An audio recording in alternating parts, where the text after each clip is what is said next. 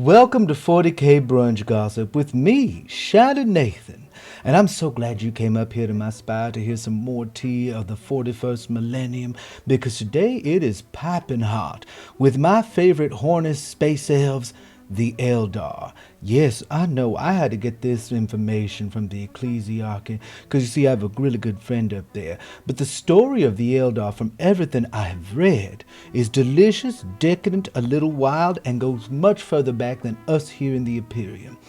Now, keep this between you and I, because some of what you're about to learn could or could not be considered heresy.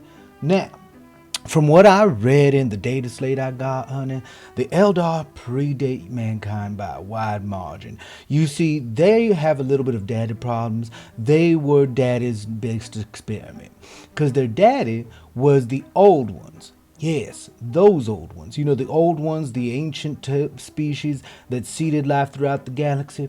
Well, a little aside, you see, because my friend the mechanic has told me this little piece, because they found some let's continue on.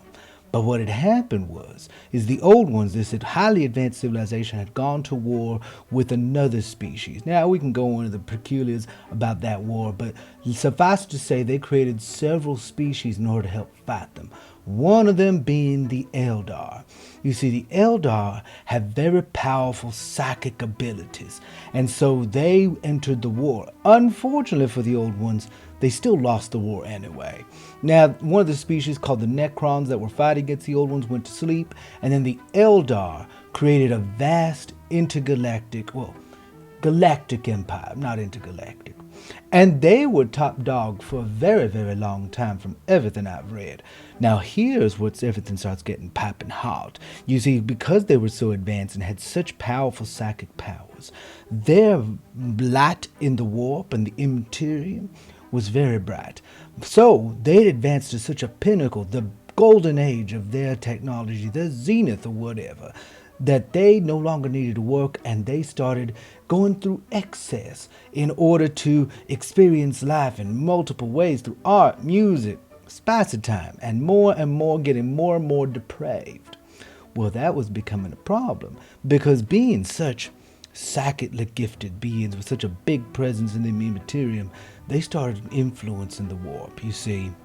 Now, before everything went kaput, there was a couple sects of the Eldar that said, we gotta go. They raised the alarm. Most of the Eldar wouldn't listen, so some of them started leaving onto craft worlds. Yeah, craft worlds. These massive planet-sized ships that could hold a whole chunk of their civilization. Now, they are called the Asurani, I think it is. I don't know. They took these big craft worlds and left to the outer fringes of the galaxy.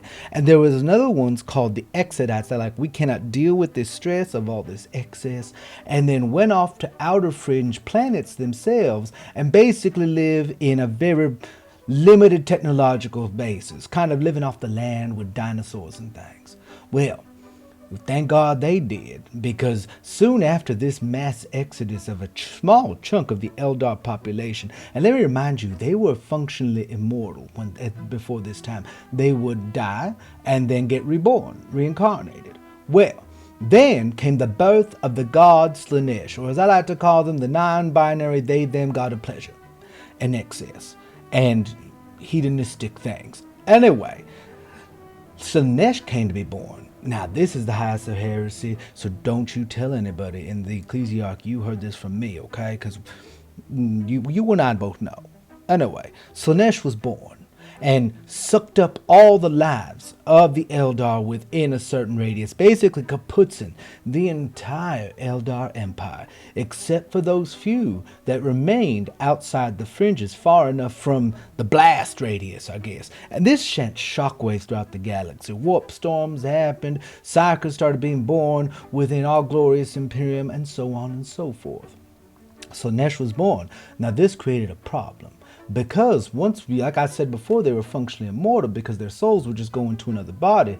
That no longer was the case. So now every Eldar winds up being consumed, their soul consumed by Slaanesh. Now, there are multiple different ways of how the Eldar try to get around this because they've been used to being immortal.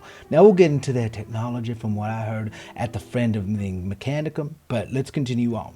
Now, the Exodites, I don't know what the Exodites do. Probably have to read further into the data slates, but I know the Asuryani, the Craft World Eldar, on their planet-sized ships, they all wear these medallions or runes or things that when they die, their soul goes into it and it's planted into an infinity circuit on the craft world. So they can still commune with the spirits and call upon them if need within this technological circuit, keeping them from going to Slaanesh. Now, there's another one sector of the Eldar called the Drukhari. They're the Dark Eldar. Now, if I remember correctly, they no longer use their psychic powers, their magic, but they are fierce, and the way they keep their soul from going to Slaanesh is they stay immortal by consuming pain, terror. So they torture, humiliate, harm, and murder. You know what I mean? And through that, they receive sustenance and continue their lives. But they live in the Webway, a place that the old ones, as I told in the beginning, now live. Now, these Eldar are very persnickety, very proud things, you know how they be. Now, their technology is very advanced. They have their ships grown out of, I think it's called Wraithbone. It's grown. Their technology is very advanced and very powered by their psychic abilities or magic. And they are very good at magic. Fortunately, their numbers are very limited, so they cannot really perform in attritional battles, which is all right. Not everybody can do that. That's okay. But they are continually trying to survive, especially the Craft World Eldar, because there's very few of those Craft Worlds left. I forget how many exactly. The Drukhari are trying to stay alive in Cremora. I think that's the city they live in. It is a amalgamation. It is beyond space and time, kinda. And there's another faction called the Harlequin, who spend their time retelling the tales of the gods. Now, if I remember correctly, Slaanesh ate most of the gods of the Eldar, from what I remember correctly. Now, like I said, the Eldar are highly advanced. They had a galaxy-spanning empire. They could forge stars, turn planets to their will, and they didn't have to work anymore. So how low they have fallen. Now, the Exodites, they don't really care. They live on their planets, you know, and they kind of ride their dinosaurs and things. There's another sect of Eldar called Corsairs, who are basically Eldar pirates, who usually leave their craft worlds to go seek adventure, because on the craft worlds it's constant study.